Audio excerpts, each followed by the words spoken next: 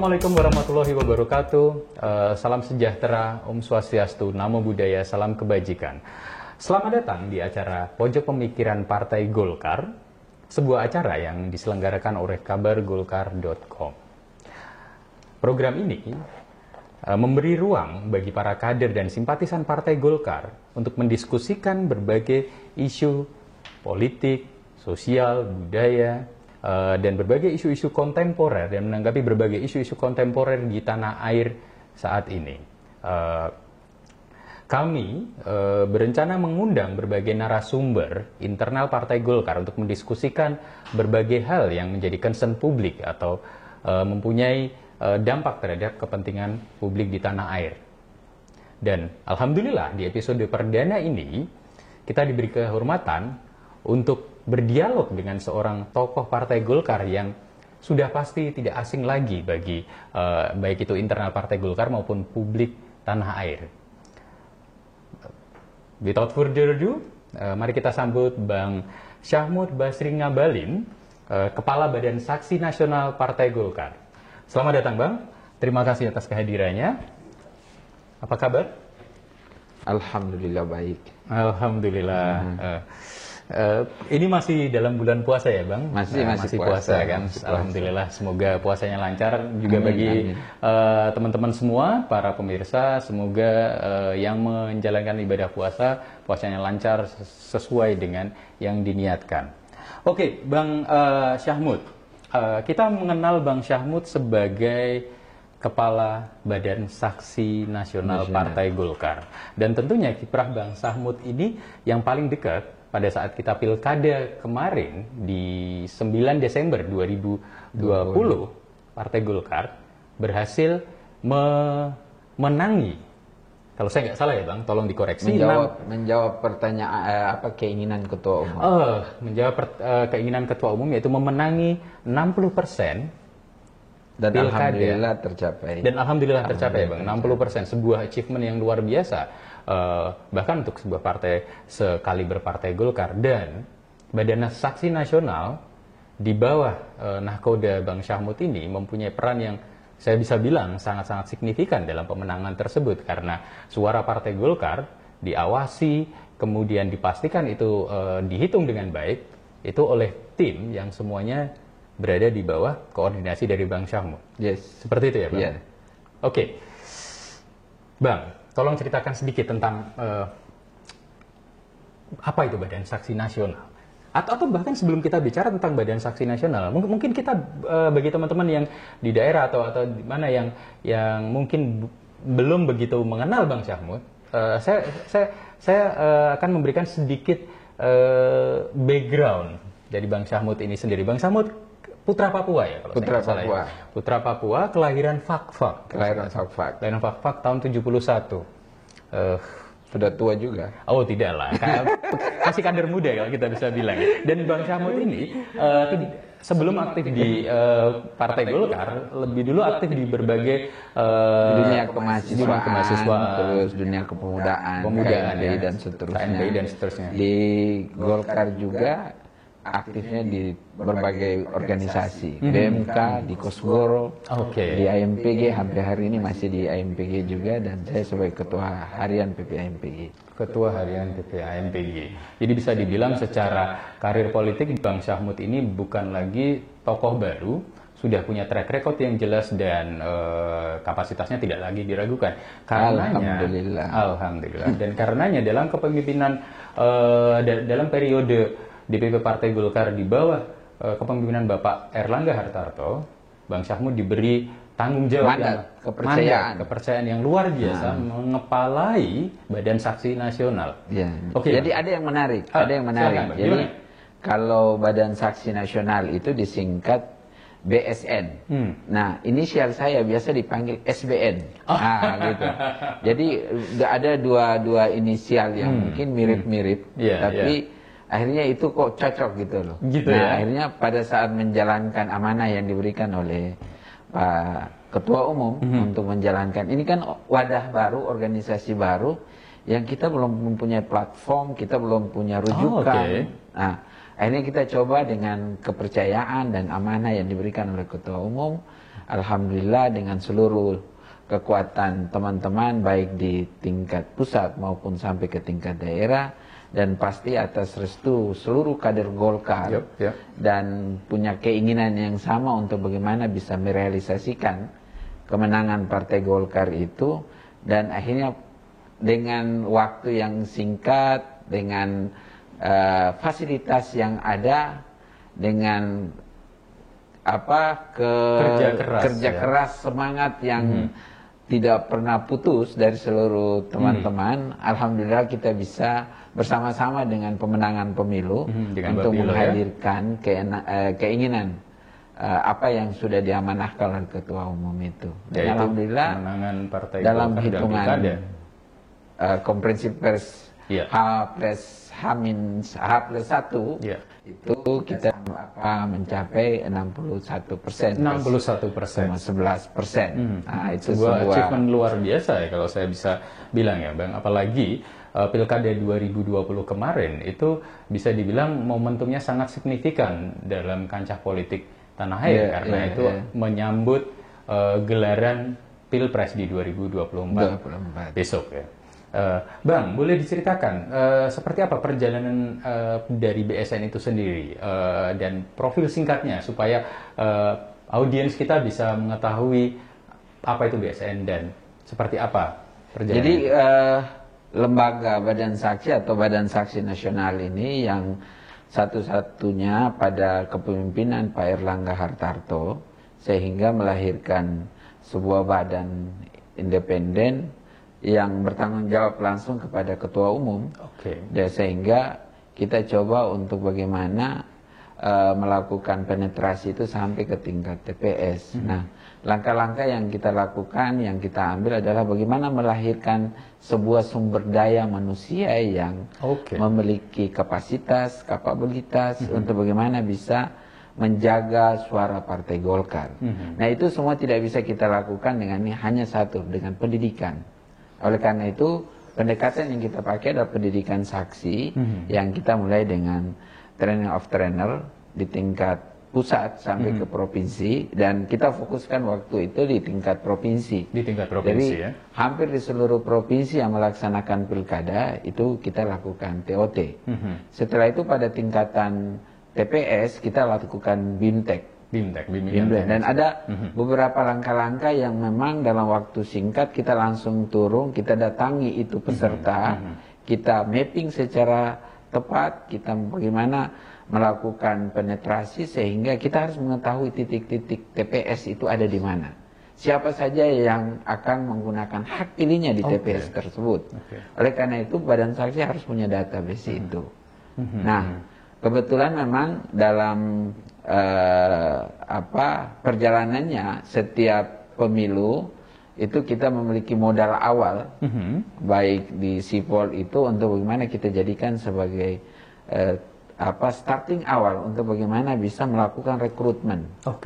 Jadi dengan modal yang sudah yang ada di Sipol, terus dengan modal rekrutmen, komunikasi yang terjadi di lapangan, maka seluruh peserta atau seluruh kader-kader Badan Saksi, kader Golkar, baik itu yang sudah memiliki KTA maupun yang akan memiliki KTA, ini kita satukan dalam sistem pendidikannya untuk bagaimana memberikan pemahaman terhadap apa itu sebenarnya Badan Saksi, apa kerja Badan Saksi, tujuan akhir dari Badan Saksi itu apa.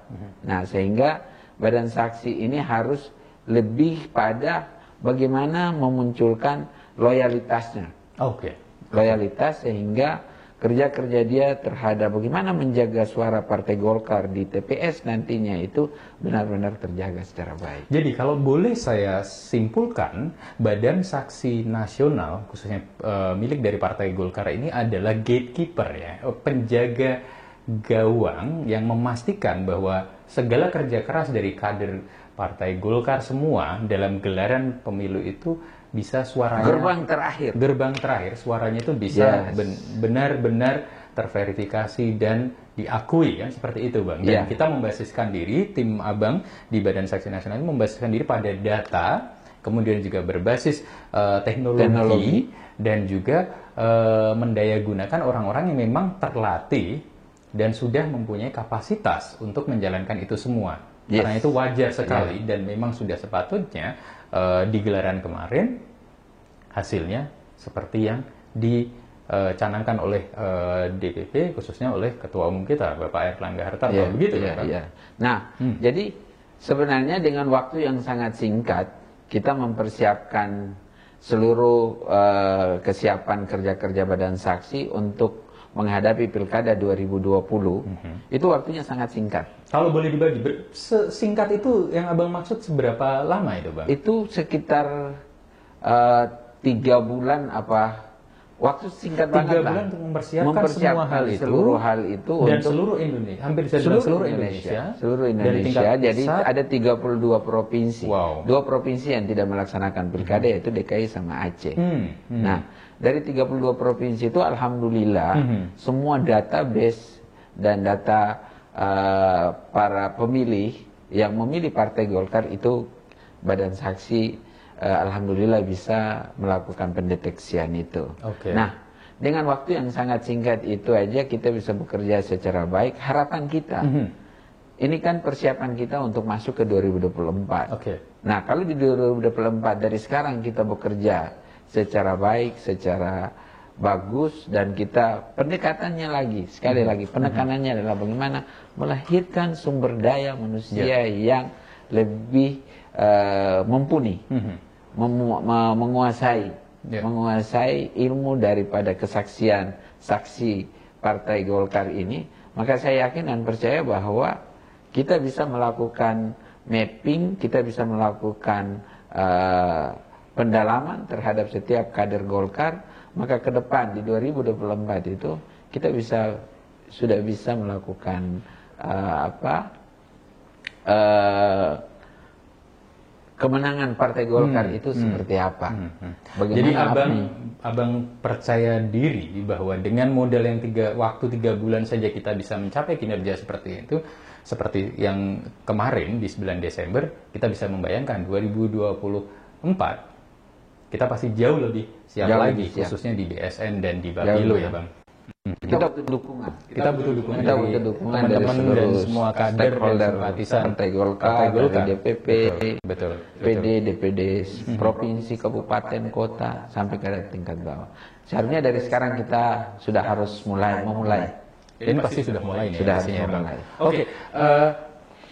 Itu tadi adalah bagian dari istilahnya kerja-kerja Bang Syahmud di Badan Saksi Nasional Partai Golkar, khususnya di 9 Desember 2020. Tapi saya justru lebih tertarik gini, Bang. Di luar soal di luar soal kerja-kerja Abang di Badan Saksi Nasional, saya justru tertarik menggali sosok Abang secara personal nih. Abang adalah politisi Partai Golkar. Abang datang dari background aktivis mahasiswa. Seperti itu kan, Bang. Selalu jadi pertanyaan menggelitik bagi saya dan pastinya bagi banyak teman-teman di luar sana dan publik secara luas, Bang. Apa yang membuat Abang memutuskan untuk terjun ke Partai Golkar? Ini mungkin sedikit. Menarik. Jadi gini, latar belakang keluarga, khususnya ayah saya itu memang seorang yang sangat Golkar banget gitu. Jadi beliau memang nggak punya pemikiran untuk menjadi bagian dari kekuasaan Partai Golkar itu di ranah publik, DPR dan lain sebagainya. Beliau adalah PNS, waktu itu kan masih Orde Baru ya. Jadi memang sejak kecil itu saya sudah bersama-sama sama orang tua. Ayah itu kemana-mana mengikuti agenda-agenda Partai Golkar dan di Kabupaten Fakfak waktu itu. Jadi memang dari kecil sudah dikenalkan, sudah terbiasa dan senang dengan Partai Golkar. Itu yang pertama. Yang kedua, memang Golkar ini adalah cikal bakalnya dari bagaimana berhimpunnya para golongan masyarakat. Betul. Sehingga masuk dalam itu dan menjadi golongan karya. Sehingga bagi saya bahwa kalau kita ingin bicara tentang Indonesia ini secara utuh, maka marilah kita bicara mulai dari Golkar. Kenapa? Karena Golkar itu adalah pengawal Pancasila dan Undang-Undang Dasar 1945. Saya tertarik dengan tadi ungkapan Abang bahwa kalau ingin bicara tentang Indonesia, ingin melihat Indonesia itu seperti apa, mari kita tengok Golkar. Itu menarik sekali. Maksud saya, ketika ada tren dari zaman dulu dan khususnya sekarang, di mana partai politik, hampir sebagian besar partai politik itu membasiskan diri pada ideologi tertentu atau kelompok masyarakat tertentu, kelompok sosial tertentu, atau bahkan mungkin kelompok ekonomi tertentu. Abang menyebut bahwa Golkar itu membuka ruang kepada berbagai golongan dan kelompok. Apakah saya bisa bilang bahwa Abang mengatakan semua pihak, tidak peduli latar belakangnya apa, tidak peduli afiliasi ideologinya apa, bisa bergabung, terjun dan aktif di Golkar? Seperti itu, Bang? Apapun warnanya, apapun bentuknya, Golkar itu adalah rumah bersama kita. Sehingga siapapun dia, jangan ragu-ragu untuk harus ke Golkar. Ingat, pada periode Orde Baru, Golkar ini kan identik dengan Orde Baru. Nah, waktu Orde Baru itu ada dua partai politik dan satu golongan karya. Dan Golkar memiliki kekuasaan 32 tahun. Ya, karena memang mungkin itu amanah dan rekomendasi Pancasila untuk kita harus bisa melakukan itu, bahwa ada pelaksanaan pemilu dan lain sebagainya. Tapi ya kita nggak bisa keluar dari ini kenyataan bahwa Golkar itu berkuasa 32 tahun. Nah, terjadi era reformasi, maka Golkar harus berubah bentuk menjadi partai dan Golkar harus menyesuaikan dengan kondisi dan ruang pada saat ini.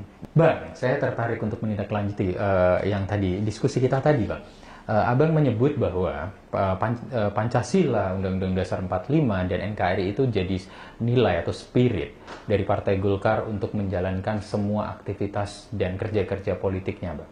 Kalau kita tarik dalam konteks politik kita sekarang di tanah air khususnya dan di dunia global pada umumnya, kita lihat adanya peningkatan, adanya tren politik populisme, Bang. Politik yang membasiskan diri pada sektarian.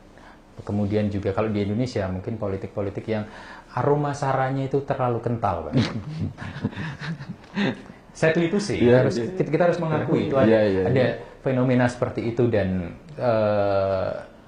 kebelakangan semakin marak. Ini kan sesuatu yang saya pandang kalau berdasarkan yang Abang sebut tadi, berkebalikan dengan pilihan politik Partai Golkar sendiri yang memilih untuk membela nilai-nilai fundamental dari negara kita, yaitu NKRI, Pancasila, dan UUD 45.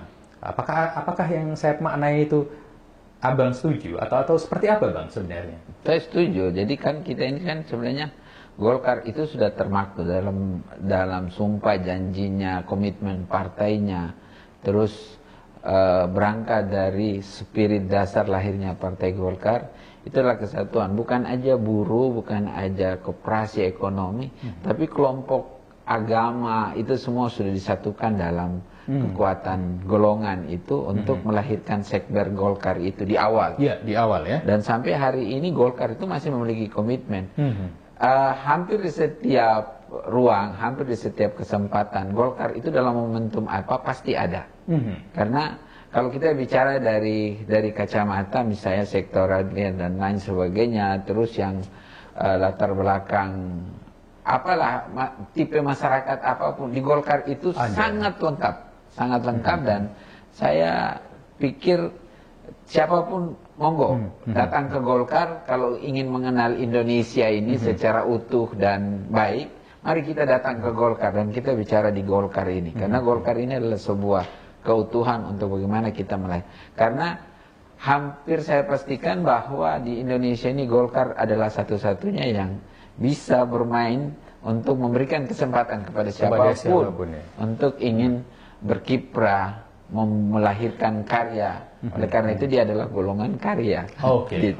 Sesuatu yang kita bisa bilang berbeda secara signifikan dengan sebagian besar partai lain yang membasiskan diri pada ideologi tertentu, kemudian sentimen tertentu atau semacamnya. Jadi itu memang yang jadi kita bisa bilang itu keistimewaan sekaligus modal utama dari Partai Golkar, begitu ya, Bang, sehingga bisa survive dari era tahun 60-an, kemudian survive di era 98 yang sebegitunya luar biasa merubah secara fundamental konstelasi politik tanah air gitu, dan sampai sekarang, dan Golkar sampai sekarang masih konsisten, saya bilang sebagai partai terbesar kedua di Indonesia. Sebuah achievement yang tidak mudah kan, kita bisa bilang. Oke, Bang, lanjut lagi Bang. Golkar selama ini itu kan selalu identik dengan partai pemerintah, paling enggak menjadi bagian dari berkuasa, pihak yang berkuasa, rezim, kita nyebutnya rezim yang berkuasa ya, rezim in a good way, bukan? Ya. Apakah Abang melihat itu memang nature dari Partai Golkar untuk selalu menjadi bagian dari pemerintahan, dan apakah itu memang sebuah pilihan yang kan bisa dibilang kalau dalam kancah politik itu ada pihak yang berkuasa dan ada pihak menjadi oposisi, dan bisa dibilang dalam perjalanannya hanya sekali, kalau saya tidak salah paham, Golkar berada di luar pemerintahan, namun akhirnya kembali lagi ke pemerintahan. Apakah Abang melihat itu sebagai sebuah pilihan sadar dari Partai Golkar untuk memilih berkuasa saja demi kekuasaan, ataukah ada sebuah idealisme yang lebih dalam lagi, Bang? Jadi menjadi bagian pemerintahan itu apakah hanya karena ingin menjadi bagian kekuasaan, atau ada sesuatu nilai-nilai besar yang... Jadi sesungguhnya Golkar itu kenapa harus dia bagian dari kekuasaan, karena sangat-sangat tidak memiliki benang merah, tidak punya kesinambungan ketika kita bicara tentang sebuah kesejahteraan dalam sebuah bangsa, terus kita berdiri di luar sistem kekuasaan. Sementara apa yang kita harus bicarakan, apa yang harus kita lakukan? Memang benar, oposisi itu adalah bagian dari tuntutan atau bagian dari demokrasi yang harus kita lakukan. Hanya kan pada wilayah oposisi itu kita tidak bisa untuk bagaimana melahirkan pemikiran-pemikiran, ide, gagasan, untuk bagaimana bisa berpihak terhadap rakyat. Karena kita harus tahu bahwa bangsa kita ini adalah masuk dalam kategori bangsa berkembang, sehingga kita harus menyesuaikan dengan itu. Oleh karena itu sikap Golkar itu adalah bagaimana harus masuk ke dalam untuk bagaimana bisa mengawal kebijakan. Jadi fundamentalnya di situ, karena hanya dengan kebijakan inilah bisa mengakomodasi seluruh kepentingan bangsa ini, rakyat Indonesia. Jadi pilihan dari Partai Golkar untuk bergabung ke dalam pemerintahan itu adalah pilihan sadar untuk bisa mengoptimalkan kontribusinya terhadap pemerintah sesuai dan dengan terhadap visi dan misi Partai Golkar. Gitu. Untuk bagaimana bisa melahirkan sebuah kesejahteraan untuk rakyat, bangsa dan negara. Oke. Itu menjawab pertanyaan banyak pihak sebenarnya, Bang. Kenapa Golkar nggak pernah jadi oposisi, sebagaimana beberapa partai lain? Oh Bang, ini kita tadi udah bicara yang serius-serius sekali tentang pemikiran. Kita ngomongnya agak nyantai aja, Bang. Nyantai aja. Bang Samud, selain aktif di Partai Golkar, selain menjadi politisi, bisa ceritakan, abang secara personal punya hobi apa sih? Maksud saya suka apa, punya aktivitas apa? Tentunya keluarga mungkin. Saya hobinya ini memang agak keras. Hobinya itu senang bela diri sama motocross dulu. Bela diri apa, Bang? Bela diri karate dulu. Jadi sempat jadi atlet, terus jadi ini kalau di ini ya sempat ngetrek-ngetrekan juga kan. Siapa menyangka Kepala Badan Saksi Nasional Partai Golkar adalah motocrosser dan karateka. Teman-teman, saya nggak akan nanya ini Bang Samud ini ban hitam, sabuk hitam atau sabuk apa, tapi saya nggak akan macam-macam ini dengan Bang Samud untuk kali ini. Tapi selain itu, bagaimana keseharian Abang di rumah dengan keluarga? Kalau boleh tahu, anak saat ini berapa? Tiga. Baru 3 dari satu istri. Jelas, tegas. Ini penting sekali satu istri. Gitu. Jadi sekarang 3 memang agak lambat juga saya berkeluarga karena terlalu asik dengan organisasi. Karena organisasi ini apa ya? organisasi ini bisa kita bilang dia apa namanya?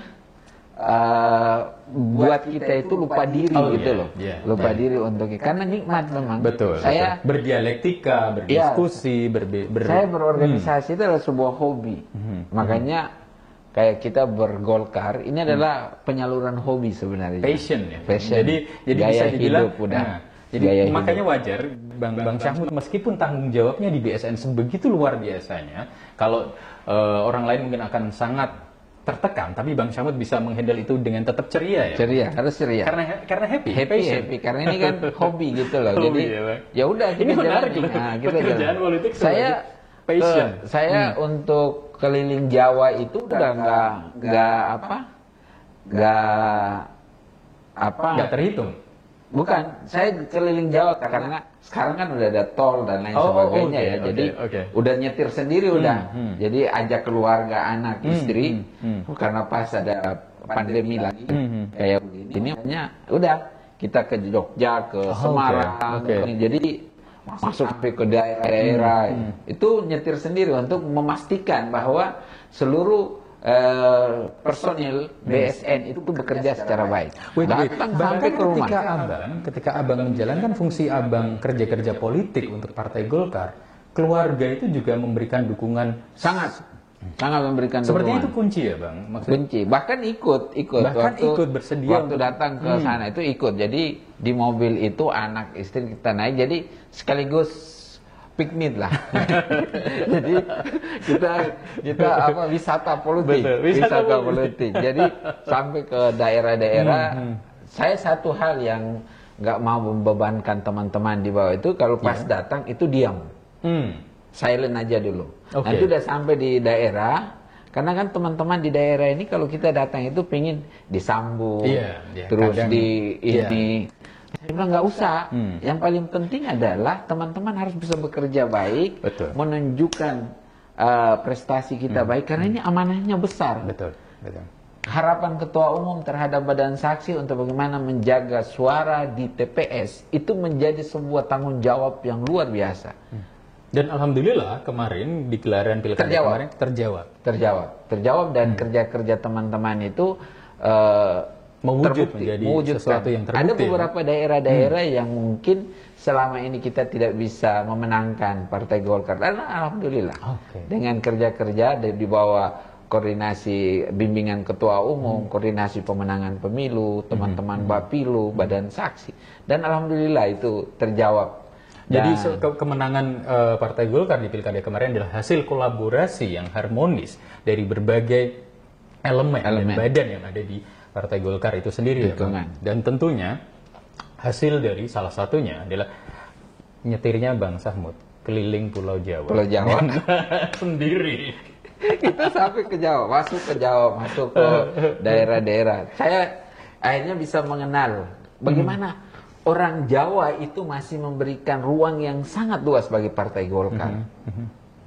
Jadi selama ini kan kita menganggap bahwa masyarakat sudah nggak ini lagi di Jawa. Jadi ada isu bahwa basis Golkar itu ada di luar Jawa. Ya, itu persepsi umum itu. Itu persepsi. Saya sampaikan keliru. Bahwa itu persepsi untuk bagaimana orang menyingkirkan Golkar itu keluar Jawa. Padahal di Jawa sendiri Padahal di Jawa ini adalah basis lumbung suara gitu loh. Nah, saya sampaikan kepada teman-teman bahwa hari ini Golkar saatnya kembali ke Jawa. Datanglah ke setiap gang. Di Jogja saya ingat saya ada ketemu, datang diundang untuk makan bersama, ada lele dari langsung kolamnya, terus itu anaknya itu ada namanya Karya, namanya itu nama-nama Golkar. Jadi saking cintanya terhadap Golkar, anaknya itu diberi nama yang inisialnya itu Golkar. Kader Golkar. Kayaknya kapan-kapan kita harus mengundang kader satu ini, istimewa sekali. Itu ada di Jogja. Nanti kita cari. Kabupaten Jogja. Nanti kita cari. Ini menarik ini. Balik lagi ke kerja politik tadi, Bang. Bang, saya tertarik dengan apa yang Abang sampaikan di awal diskusi kita tadi ya, mengenai adanya tren baru di Partai Golkar sendiri, yaitu bergabungnya anak-anak muda, millennials, Gen Z, ke dunia politik real, ke partai politik, dan khususnya ke Golkar sendiri. Kalau Abang melihat ini fenomena yang positif ya Bang? Sangat positif. Dan Golkar di bawah kepemimpinan Pak Erlangga, beliau memberikan kepercayaan kepada beberapa kader-kader milenial dan itu sukses dan berhasil. Oke. Diko menjadi bupati di mana Jawa Tengah, Kendal kalau saya nggak salah. Terus Pilar wakil wali kota di mana? Ada satu saya lupa di mana, di Jawa Timur kalau nggak salah. Terus ada Adi Wibowo jadi wakil wali kota. Ada juga di Kepulauan Riau itu anaknya Gubernur Riau yang juga dari kader Golkar. Dan itu kader-kader Golkar itu muda milenial yang berhasil dalam gelaran pilkada kemarin.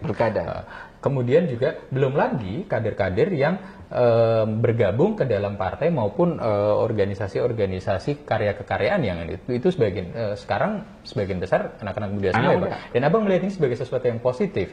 Sangat positif.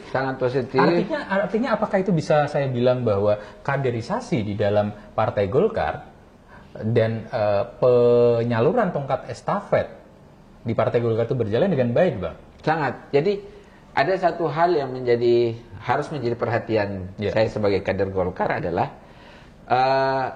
memang Golkar ini adalah rumah besar bagi seluruh rakyat Indonesia karena siapapun boleh bergabung di sini, apapun latar belakangnya, modelnya, bentuknya seperti apa, usianya berapa, bagi Golkar selalu terbuka untuk itu. Jadi artinya bahwa proses kaderisasi dengan keterbukaan Golkar untuk bisa memfasilitasi seluruh anak bangsa ini untuk bisa berkiprah menyalurkan hobinya seperti saya menyalurkan hobinya untuk hobi berorganisasi, hobi berdialektika, hobi bertukar pemikiran. Nanti gitu, kalau kita sudah diamanahkan oleh rakyat untuk misalnya duduk di legislatif, eksekutif dan lain sebagainya, itu baru kita melakukan pengabdian. Tapi kalau untuk hari ini kita lakukan kerja-kerja seperti Ketua Umum memberikan amanah kepada saya untuk sebagai kepala badan saya lagi menyalurkan hobi saya, gitu loh. Kebetulan memang Ketua Umum memberikan amanah itu, sehingga ada kepuasan dalam mengelola hobi itu, sehingga bekerja itu secara baik, kapanpun harus melakukan aktivitas, tetap bersemangat dan ikhlas, gitu sangat ikhlas. Jadi bahkan nggak rasa lapar gitu loh. Justru karena nggak ada aktivitas itu bisa lapar. Nah, gitu loh. Saya dulu sampaikan bahwa satu hal aja yang paling penting, jangan ada undang-undang yang membatasi kita datang ke DPP Golkar. Nggak ada dalam struktur Partai Golkar atau di luar struktur Partai Golkar. Saya yakin kita bisa melakukan hal-hal yang positif, yang baik.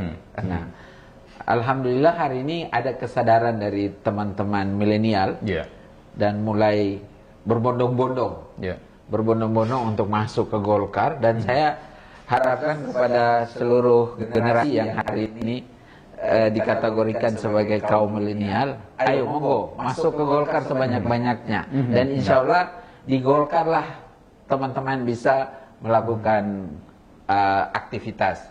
Ada hal yang menarik. Ada teman-teman diaspora dari luar negeri, ada dari Turki, dari mana. Saya kemarin ada ikuti acara PPI itu 4 jam. 4 jam webinar. Itu teman-teman diaspora itu sudah mulai melirik. Udah banyak yang berkomunikasi baik. Jadi aspirasi politik para diaspora Indonesia yang coba ditangkap oleh Partai Golkar sebagai ruang atau rumah bersama untuk siapa saja termasuk para diaspora ya. Jadi ini sebuah informasi yang luar biasa, sangat menarik itu, Bang. Bang, ini satu pertanyaan akhir nih mungkin ya. Ini yang saya pikir juga tidak kalah menarik ya untuk kita coba diskusikan, yaitu Bang, di era sekarang di mana teknologi, khususnya teknologi informasi itu sebegitu luar biasanya, sebegitu masifnya, kita tahu dan kita belajar dari banyak pengalaman di Indonesia maupun di luar negeri, kerja-kerja politik atau kampanye-kampanye politik tidak bisa dilepaskan atau bahkan sekarang itu sebagian besar dilakukan secara digital, Bang. Apakah Abang melihat bahwa tren penggunaan teknologi informasi dalam kerja-kerja politik itu sebagai sesuatu yang positif, sesuatu yang bisa dimaknai sebagai hal yang baik oleh Partai Golkar, atau ini malah jadi semacam kayak tantangan tersendiri? Abang melihatnya seperti apa? Kita tahu ramai isu tentang penggunaan sosial media, bagaimana berita, konten itu dibuat, termasuk juga hoax-hoax yang bisa dibilang sebagai efek sampingnya. Abang melihat semua fenomena penggunaan teknologi informasi dalam kerja-kerja politik itu seperti apa, Bang? Positif. Saya pikir ini adalah jawaban dari arahan dan pidato Ketua Umum sebelum zaman COVID waktu itu. Beliau dalam pidatonya itu selalu menekankan tentang 4.0, 4.0. Oke. Ya, 4.0 ya. Jadi Pak Ketua Umum itu dalam berbagai kesempatan itu menyampaikan kita harus siap. Kita harus siap untuk melakukan itu. Nah, dengan hadirnya pandemi ini, akhirnya mau dan tidak mau kita harus kita harus menggunakan teknologi. Salah satunya sekarang kabar Golkar telah merealisasikan. Saya sampaikan terima kasih kepada kabar Golkar. Kabar Golkar telah mempengaruhi, telah memberikan sebuah warna baru dalam Golkar, dan saya yakin dan percaya hampir seluruh stakeholder Golkar itu melihat kabar Golkar itu adalah sesuatu yang positif. Karena Alhamdulillah. Dan saya berharap supaya lewat kesempatan ini memang kabar Golkar bisa menghimpun seluruh potensi itu untuk bisa menyampaikan beberapa pemikiran-pemikiran positif untuk bisa dibagikan kepada publik, kepada kader Golkar. Nah, saya kira kabar Golkar memiliki konten dan memiliki kemampuan untuk melakukan itu. Insya Allah saya yakin dan percaya kalau ini disampaikan kepada setiap kader Partai Golkar, baik itu di pengurus maupun di luar pengurus, mereka akan lebih merespon ini secara baik. Insya Allah, saya yakin dan percaya karena kabar Golkar telah memberikan sebuah nuansa yang positif, yang tadi berkaitan dengan pertanyaan teknologi hari ini, dan kita nggak bisa hindari. Kita harus bisa menerima ini secara positif, kita harus bisa melakukan langkah-langkah yang bagus, kita bisa membuka diri. Membuka diri untuk bagaimana bisa menerima ini. Karena teman-teman yang tadinya di daerah jauh dari sentuhan-sentuhan dengan teknologi ini, alhamdulillah hari ini kita kerasa dekat dan lain sebagainya. Terima kasih kepada kabar Golkar yang sudah punya inisiatif untuk melakukan hal positif, maka hasilnya positif sudah pasti untuk kebesaran Partai Golkar. Amin. Thank you. Alhamdulillah. Kabar Golkar. Terima kasih Bang Syahmud atas diskusinya yang luar biasa, atas sharing pemikiran dan juga sharing hobinya tadi. Ini sebuah diskusi yang sangat menarik. Ke depan kami dari Kabar Golkar melalui program Pojok Pemikiran Partai Golkar ini memang berencana, memang kita sedang berusaha menghimpun kader-kader, mengundang mereka semua untuk hadir di sini dan berbicara tentang pemikiran-pemikiran politik, pemikiran ekonomi, budaya, sosial, sehingga pemikiran-pemikiran tersebut bisa tersebar seluas mungkin di Indonesia, khususnya demi kebaikan kita semua, demi kebaikan anak bangsa. Kebaikan itu yang menarik. Betul. Kita tidak bicara di wilayah negatif. Saya melihat bahwa kabar Golkar itu punya satu cirinya adalah hal-hal yang melihat hal positif. Melihat hal positif ya, Bang. Hal positif. Ini yang warna berbeda ya, berbeda. Kabar Golkar memiliki challenge khusus lah. Betul. Alhamdulillah mendapat tempat baik di kader Golkar. Dan terima kasih kepada Bang Syahmud khususnya, terima kasih kepada jajaran DPP Partai Golkar dan kader sekalian, simpatisan Partai Golkar dan semua shareholder Partai Golkar dimanapun Anda berada. Ini adalah awal dari rangkaian acara program Pojok Pemikiran Partai Golkar. Ke depan kita akan hadir dengan pemikiran-pemikiran yang lain dari tokoh-tokoh yang tidak kalah luar biasanya dari Bang Syahmud. Terus nantikan program-program kami selanjutnya, terus nantikan episode-episode kami selanjutnya, dan jangan lupa untuk selalu ikuti berbagai channel sosial media Partai Golkar dan Kabar Golkar. Terima kasih Bang Syahmud. Selamat menunaikan ibadah puasa. Sebentar lagi kita akan berbuka. Kepada teman-teman semua dimanapun Anda berada yang menjalankan ibadah puasa, selamat menjalankan ibadah puasa. Yang segera berbuka, selamat berbuka puasa. Ingat selalu tetap jaga kesehatan, tetap patuhi protokol kesehatan, dan semoga kita semua, seluruh bangsa Indonesia bisa segera lepas dari pandemi corona ini dan kembali menuju cita-cita kita bersama jadi bangsa yang besar. Bang Syahmud, sekali lagi terima kasih. Assalamualaikum warahmatullahi wabarakatuh. Terima kasih Bang. Waalaikumsalam warahmatullahi wabarakatuh. Terima kasih.